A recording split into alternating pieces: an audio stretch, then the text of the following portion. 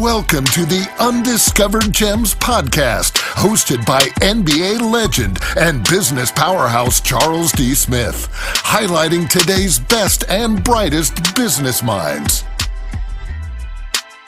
Hi, everyone, and the show. What an exciting show we have today. We are sitting with Philip A. Greenberg. This is a gentleman that has reached the top 5% in his field of work. Philip is a legal matrimonial attorney, a super attorney, as they call him in the metro New York area. When somebody's reached this pinnacle of success, you want to listen, you want to pay attention, because we're going to learn a lot. Philip, welcome to the show. Well, thank you. It's wonderful to be here. Nice. So, Philip, when we begin the show, we always want to know, how did a person start? Because that start is very critical. And a lot of times the people that we interviewed, was it their passion? Was it the money? Was it somebody who kind of pushed them in the area? How did you get your start? So that's a good question. And on that one, I don't know anyone who quite came into the law the way I did. I wanted to be an actor. I had a good singing voice until my voice changed. I was fat. I was funny. I wanted to be Jackie. This dates me, but I wanted to be like a Jackie Gleason. I always starred in school plays. And so when I started in the 7th grade, I was planning to be an actor, singer, comedian. But I was also, Abe Lincoln was my role model, and I was very interested in law. And of course, I enjoyed watching the TV shows about trial practice. And at the ripe old age of 12, it suddenly hit me. Since I want to go in Abe Lincoln's footsteps, and he wasn't an actor, and I would like to go into politics and be a statesman, I should be a lawyer. I was 12 years old, and can I call you Michael? Oh, can I call you Charles? By the way, Michael Smith is a lawyer I've worked with. I'm sorry about that. So, can I call you Charles? Absolutely. Okay. So Charles, if you and I went to Brooklyn together, I could show you the exact spot where I was crossing the street on East 7th and Cordelia Road in Brooklyn when it suddenly hit me, you're not going to be an actor, you're going to be a lawyer. And I never looked back, Charles. There was a lot of reason. My mother always wanted me to be a doctor. My mother's family, most of my, you can't tell from my name, but I'm half French. And my French side of my family, most of my cousins became doctors and married doctors. So, and my mother, to the point of not only tried to move me over to medicine, but as I was going to my seat at my law school graduation at NYU, she came up to me and said, quote, "It's not too late. You can still be a doctor." So, but I didn't listen to others. Others said, "Oh, you should be a dentist. You should be a professor," whatever it was. And I never looked back. And so that's how I came to the legal profession. I had no idea. Money was not an issue. I came from a poor family. It's not that money wasn't an issue, but I really wasn't aware that lawyers can make a good living. I didn't come from a family as a matter of fact, there were no lawyers in my family. Even on my American side, there was one doctor. French side, there were loads of doctors. No lawyers. There have been some since I became a lawyer. And it was essentially, and again, we don't have time in a 30-minute interview, but then if we ever do a follow-up interview, I'll tell you how it happened that Abe Lincoln was my role model, because that is not an easy story either. I'm sure there are a zillion people who had George Washington, Abe Lincoln, whatever. They have all these role models. But how I came to Abe Lincoln also was not the typical path. Got it. Well, let me ask you, Attorney Greenberg, what are some of the key factors that a person should look at when they are in need of a matrimonial lawyer? Okay. What are some of the things that they should consider? That's a really, really good question. The most important thing, there's so many important things, but I think the most important thing is you should feel comfortable with this person. It's not Mm, like, you're buying a house, you spend a little time in a contract of sale, a title report, yada, yada, yada. In 60 days, you're done. Um, when you hire a divorce lawyer, especially if yours is going to be a contentious divorce, if there's issues of custody or heavy finances, you're going to be spending a lot of time talking with that lawyer on the phone, in person. These days are Zoom calls. So you should really feel comfortable with this person. Is this somebody that I really want to spend a lot of time talking and writing to for the next year or two, maybe longer, especially in New York? A contentious divorce could take much more than 2 years. So you've got to be comfortable. And the other thing, which is maybe equally important, is they have to share your philosophy. For example, let's say you're a father, and I represent a lot of men. I've, of course, represented women also. Let's say you're a father and you truly believe that you're the better of the two parents and you should have custody of the children. A lot of lawyers in the year 2023 still have a 1950s mindset and would mm, say to a man, well, I know more men are getting custody these days, but really the children belong with their mother. Um, mm, and if that's your lawyer's philosophy and your goal is to get custody or at least joint custody, then you probably have the wrong lawyer. And I go mm, on and on along those lines. I'll just give you one quick example. Years ago, I was on the Jackie Mason show. He had a celebrity audience, and I actually got a lot of calls as a result of being the matrimonial attorney on two of his shows. And someone called me and said her son, who's a doctor in Massachusetts, is getting divorced, and he wants to get custody of his children.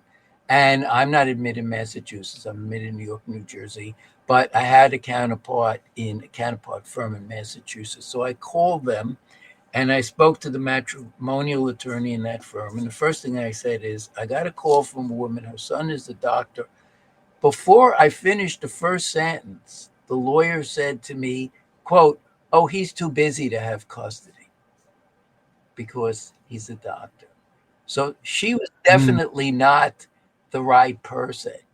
And again, I don't want to make this a gender issue, but I can tell you that very often when the mother is a physician, the approach is a lot different. Oh, what a great role model for the children. She should have custody. Amazing. The rules change. So your lawyer has got to share your philosophy um, Mm. and your goals. And I don't mean that he or she should, well, there's no she here, I'm the he, that it doesn't mean that he is telling you what you want to hear or over promising.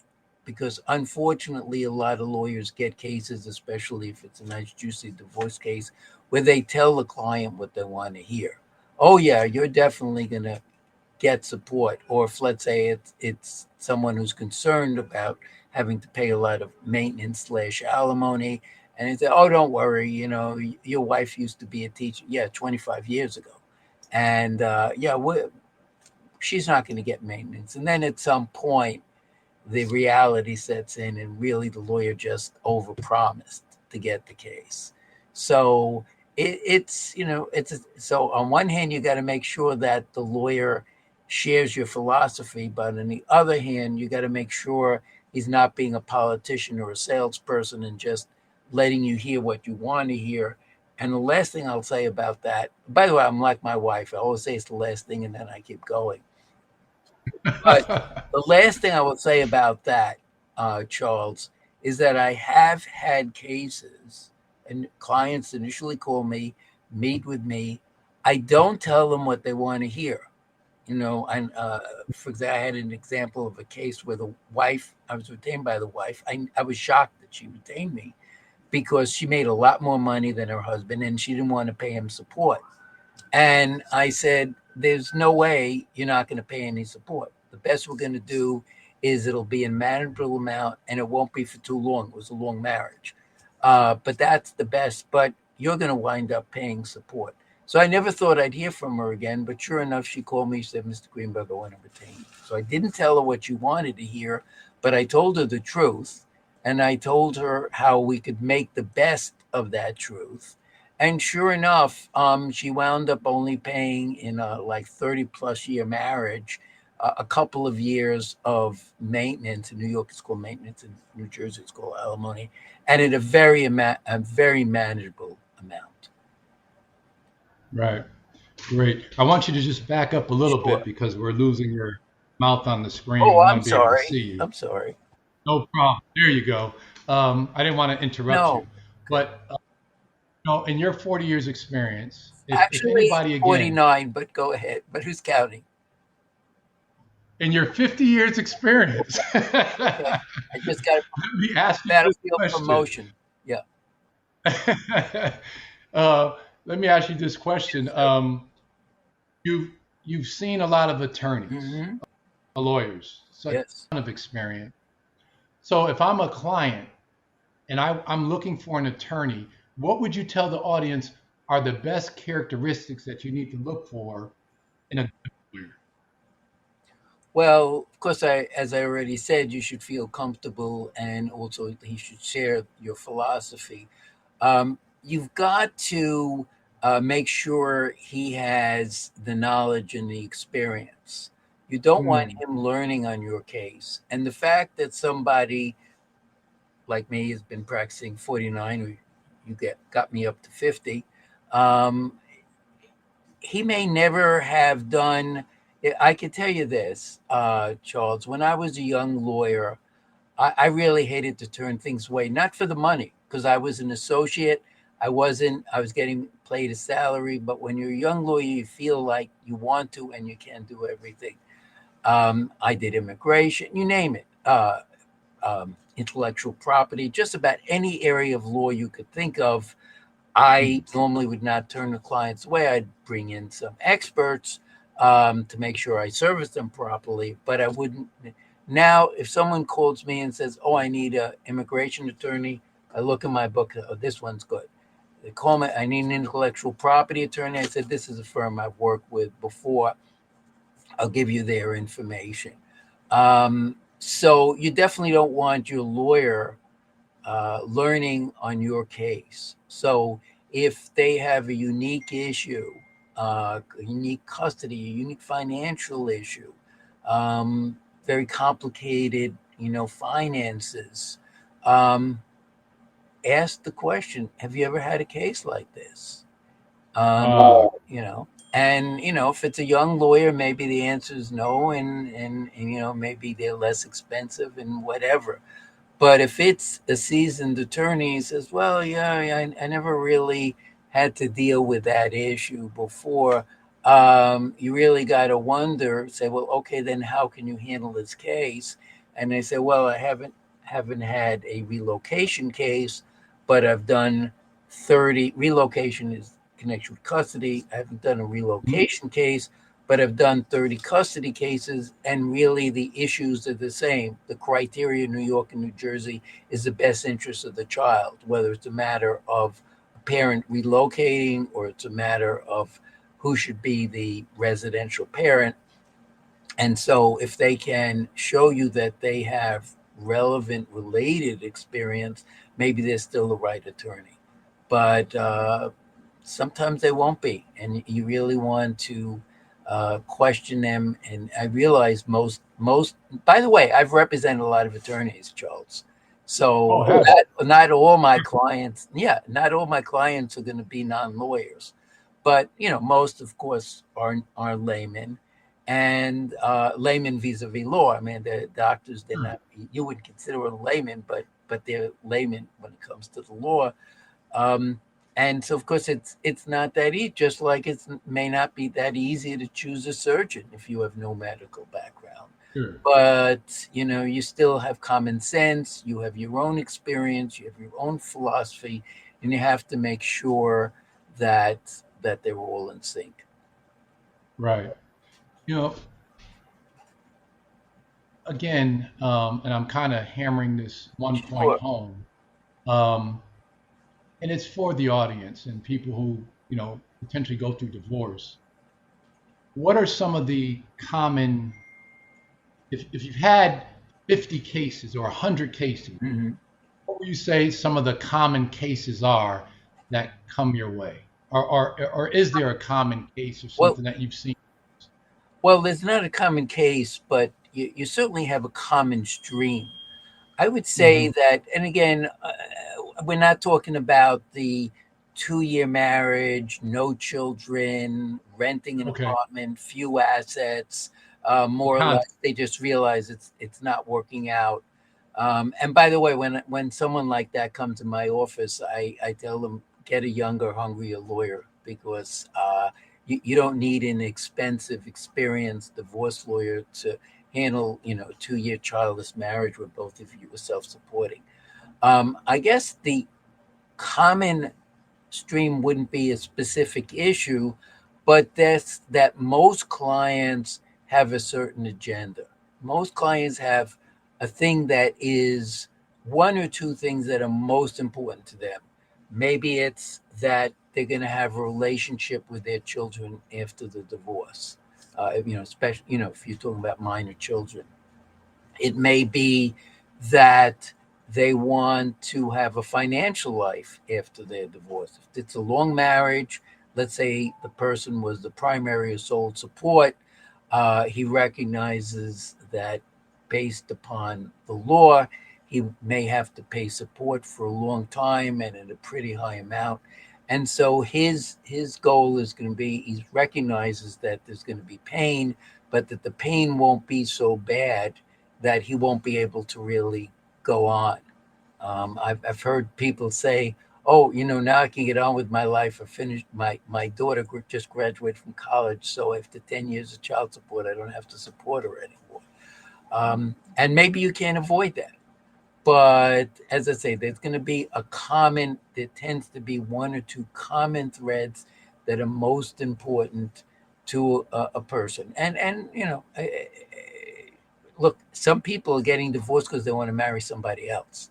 So Right. there, the common thread may not be financial, may not be custody. It'll be speed. I've got this guy warming up in the bullpen, and if this takes too long, he may join another team. Right. So a lot of times, for some people, speed is the most important part. Um, Yeah. so that's it. The common thread is that clients usually have one or two agendas, one or two points that are most important to them. Yeah. You triggered something when you said team. I started thinking competitively, Yeah, and you're a competitor too. You don't sure. want to lose. So, um, I get people to ask me, what was your best game? What was your worst game? So I'm just going to ask you, Uh-oh. what was your most you can? Wow. I don't get the easy ones. In fact, my wife always, I told you before that if an easy one comes in, I tell them to find a younger, hungrier lawyer, or I will find them a younger, hungrier lawyer. So my wife, one of her many complaints about me, by the way, I'm happily married, but Right. it's just part of being happily married. You still get a lot of complaints. So one of her biggest complaints about me is that I only take the hard cases. So Mm, I guess if I had to pull one out of the hundreds and hundreds of cases, it's a case you can look up. It's called Cross versus Cross. It was the couple was never went through a marriage ceremony. They had an 18-year relationship, one child. The woman, I'm going to call her the woman, called herself Mrs. Cross, and anyway, at some point he said, "I'm moving out." I can't stand all this bickering, yada, yada, yada. And she said, oh, well, I'm going to divorce you and get you for every penny you've got. And I said, you can't divorce me. We're not married. And Mm. so she took the position, and if I stop boring you, just let me know. She took the position that they had a common law marriage. They lived in New York. And if you look up in the law books, you'll see that New York abolished common law marriage in 1933. So you say, well, where's she coming from here? This was in the 1980s. Where's she coming from 50 years after New York abolished common law marriage? However, New York, as with every state in this country, if you contract a common law marriage in one of those jurisdictions that still have common law marriage, your state will recognize it. So she took the position that when they went to Pennsylvania, when they went to Washington, D.C., they had contracted a common law marriage. So even though the case was tried in New York, it was tried under the Pennsylvania and D.C. law. And the case went up on appeal 4 times. I was the 4th attorney representing Mr. Cross. She had also changed lawyers several times. I'm always the last one, by the way, Charles. No matter how many lawyers are before me, I'm always the last one. So, of course, I was the last one. Case went up on appeal 4 times. It had already gone up on appeal 3 times before we had the trial. I had a 5-day trial against one of the top divorce lawyers in New York. In fact, he still is decades later one of the top divorce lawyers, and he won. The judge, Miriam Altman, ruled after a 5-day trial that they had contracted a common law marriage in D.C. or Pennsylvania.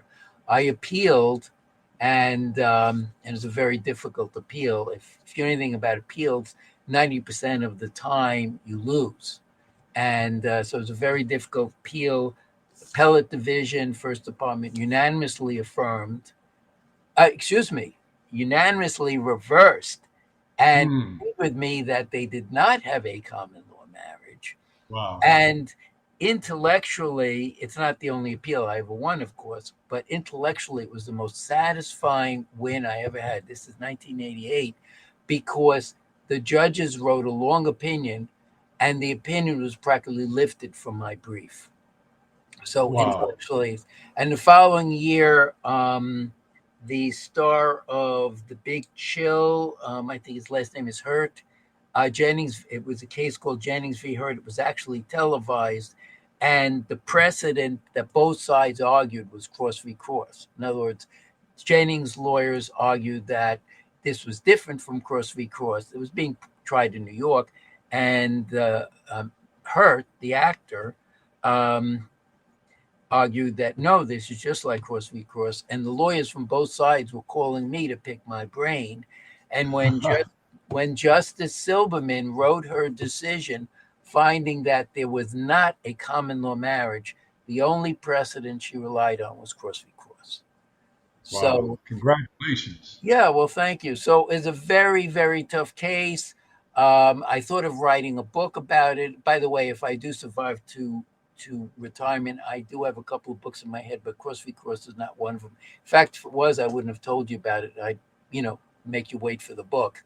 But there were twists and turns in that case that really probably would make a good book. It was the third, well, let us say my client had 2 ceremonial marriages, in other words, unquestionably legal marriages. She also had a ceremonial marriage, and there were twists and turns with that also. And again, maybe you will have to wait for the book to find out what those twists and turns were. Right. Well, clearly you have a competitive spirit, and I would say to your wife, that's why you're not retiring, because you're still competing and you want to win. So, another one question just for me along these lines: who is that one person that you don't have to say the name, but do you have somebody that when you go up against in court, you're like, all right, I got to be on my A game. This person is pretty good. Yeah, I've been against a lot of pretty good people. I would say my adversary in that Cross case, as I say, he's was and still is one of the leading divorce lawyers in New York, and because I won't mention his name, one thing, Charles, and I know, well, I shouldn't speak for basketball players because I'm not really that much of a sports fan, but I would think that even the best basketball players, you might look at and say, you know what, I would have made that shot differently, or I would have played it differently. So with this other lawyer in that 5-day trial, there are some things I would have done differently if I was him, but um, he was really, um, he was good at what he did. Thoroughly prepared. Of course, I was thoroughly prepared too, and ultimately convinced the lower court judge. But fortunately, I was able to convince the 5 judges at the appellate division otherwise.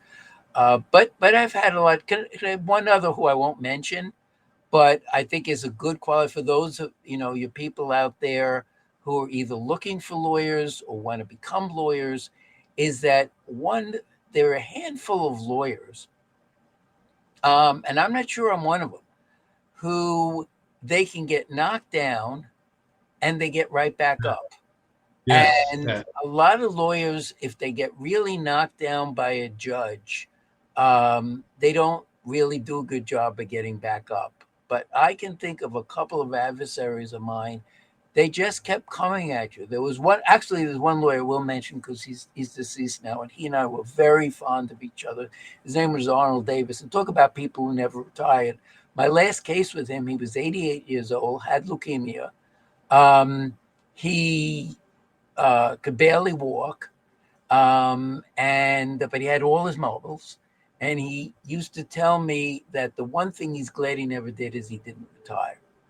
And he was a lawyer who always kept coming at you. He might make an argument in court and be totally off base and get totally creamed on it. And he would get back up and make a new argument, and maybe that one would work. He was never flustered. No matter how bad he lost on a point, he was never flustered. And that made him a very difficult, even though he and I had tremendous respect for each other, it made him a very difficult adversary. He always had a one up you. And sometimes he totally failed. But again, he would just shake it off and move on to something else. And maybe the next point would be the winner. Well, that's a great story, and that's a testament to you, because obviously, if you're going up against these people and they never quit, that says you never quit either. So that's a testament to you. You have a book on Amazon, Force Insights. Yes. Tell the audience a little bit about that. If they grab it, what they can expect to read. Yeah. So that's of course I recommend it. Oh, by the way, I have no financial interest. Part of the deal is that all the royalties go to charities. So I have no I have no financial skin in the game. But it was a book. I wrote the first chapter. It wasn't my decision that my chapter would be first, but I'm glad it is. The Amazon put together a group of what they considered leading divorce professionals throughout the country. I think I'm the only New York lawyer who had a chapter. Each of us were assigned a chapter, and I covered a lot of the things that we've been talking about in the interview, as to what to look for in a lawyer, the traps to try to avoid in divorce, the kind of professionals you may have to hire besides lawyers, such as an accountant, maybe psychologist, depends on the issues in the case. And I think it's the last chapter. I haven't actually looked at my own book lately. I think the last chapter was written by a divorce professional who is not a divorce lawyer, but it was a psychological, specialized in counseling people who are going through divorce, and then also had testified often as an expert witness. So it's really a great read. It's soft color. It's soft cover. It won't take you a long time to read it. I know it's still sold on Amazon, and especially for someone who's thinking about divorce or getting divorced or whatever, or just interested in divorce, which unfortunately touches everybody. It's a good read. It's an easy read. You'll learn a lot from it. Um, and all the professionals in that book write in a very easy to understand way about the complications with divorce. So I recommend that book. And as I say, you can go on Amazon and buy it. I think it's about $18. As I say, I have no skin in the game. So, but How you do the charity is going to a good cause, and that's 100%. Oh, when I yeah, said I have no skin in the game, I shouldn't put it that way. I do have yeah, skin in that's the game. I want awesome. the charities to benefit. It's certainly good for the public. I know a lot of copies have been sold. It's good for the public because it provides them with an easy read on very complicated, difficult areas of life and of law. Um, and as I say, yeah, and of course the charities benefit also. So yeah, I do have skin in the game. I just don't have a financial interest in the game. Attorney Philip A. Greenberg. What a competitor. I can ask you a zillion questions along those lines based on your career, your expertise, and what you've accomplished. This is coming to a close. Sure. Unfortunately, I literally can ask you a zillion more questions, but I want to give you an opportunity just to give a parting shot to the audience based on your knowledge, based on what you've done in your career. What do you want them to know that they didn't hear so far?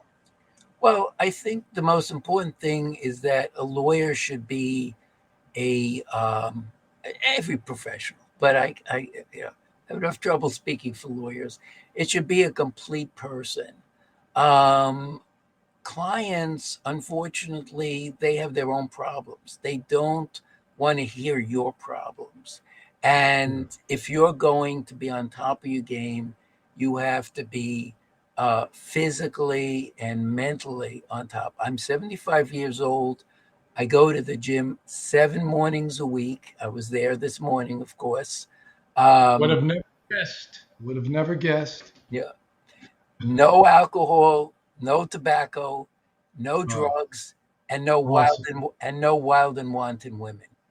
So Wow. I would say if there's anything is make sure that you have a lawyer who's physically and mentally strong and is going to focus on your problems, not on their own. Maybe it's selfish, but when Awesome you advice. hire a doctor, a lawyer, or a dentist, you got to be a little bit selfish. Attorney Greenberg, thank you for your time. Well, thank you. Wonderful show. Great insights. I learned a lot. I hope we can do this again. Sure. I want to tell you just to ask questions off the record, but it was a great interview. Thank you for your time. Well, thank you, Charles. You were a great interviewer. Thank you. All right. We hope you enjoyed this episode of Undiscovered Gems with our host, Charles D. Smith, highlighting today's best and brightest business minds. Brought to you by Pods Entertainment Group.